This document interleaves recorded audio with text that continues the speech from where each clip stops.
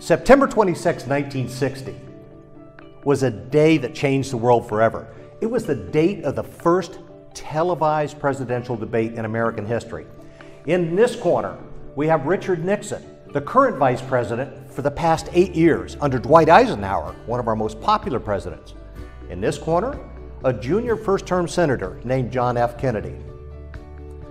For the first time, millions of Americans were actually able to see a presidential debate, while millions more still listened in on the radio.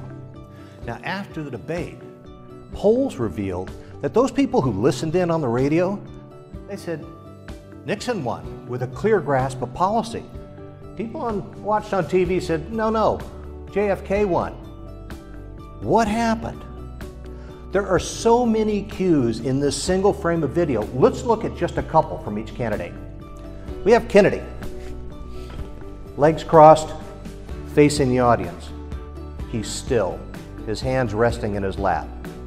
He's ignoring Nixon. Contrast this with Nixon.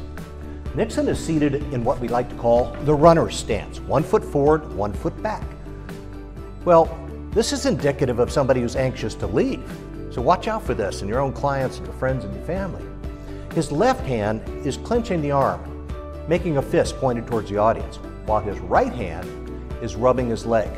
You see, we have a lot of sweat glands in our hands, and when we get nervous, we tend to dry our hands on our legs. At the same time, we're soothing ourselves, just like our parents used to when we were kids. Last and not least, Nixon is looking over at Kennedy. He's transferring status to Kennedy. He is directing our attention to Kennedy. While Nixon's words may have won the day, his body language cost him the war. The impact on the political world was so significant that there was not another televised presidential debate for 16 years.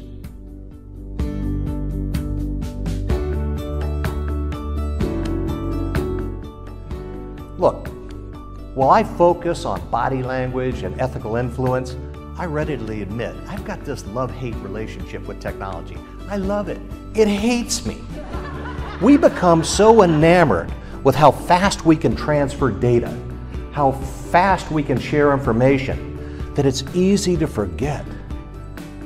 The purpose of this frantic data exchange is actually ultimately to connect one human being to another.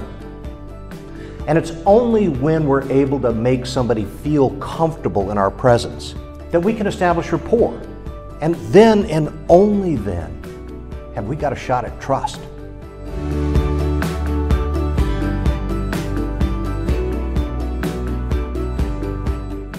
In our time together today, despite what we like to believe, we learned that our ancient brain, our reptilian brain, and our limbic system still dominate how we perceive the world around us, and in turn, how the world perceives us. Things like the difference in peripheral vision between men and women affect the way that we should approach them. We learn there's a right way and numerous wrong ways to do something as simple as shake a hand, and that how we seat people in our office can have a significant impact on what we're able to learn from their body language. At the end of the day, the power of understanding how we show up in the world still matters. And folks, it's one of the few remaining competitive advantages that we have.